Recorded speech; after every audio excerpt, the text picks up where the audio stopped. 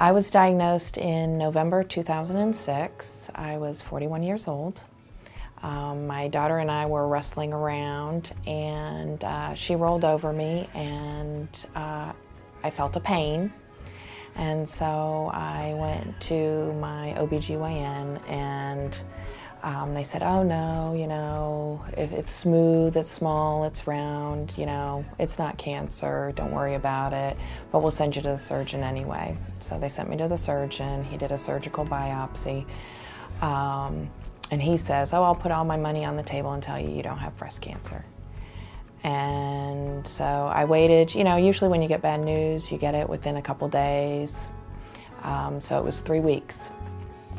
And they called me at work, and he's like, oh, you have breast cancer. And they're like, do you have any questions? And I'm like, you just told me I had freaking breast cancer. So like, give me a second to process it.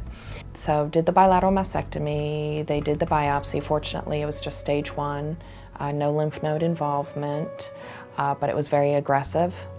So when I went to see the oncologist, she recommended chemotherapy. So I did dense dose, which was every other week for 8 treatments over a 4-month period. I also had really long hair at that juncture, and I decided that I wasn't going to lose my hair, in dribs and drabs as the chemo kicked in. So I shaved my head before I went in for chemo, and I had long enough hair, and I donated it to Locks for Love, so that made it easier. I found a lot of young women that had breast cancer, so that was a resource, other people who had gone down that journey and were able to give me information. But I didn't realize that there was all this stuff back when I was going through it. You just kind of made do with what you had.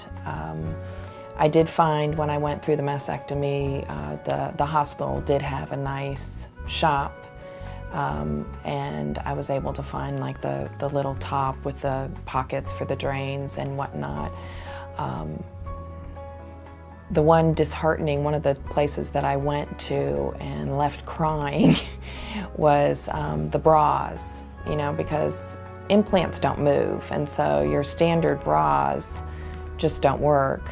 So Victoria's Secret, I was all excited I was going to have these nice perky breasts, but the Victoria's Secret really didn't work. But this other place was just so frumpy, and it was just disheartening.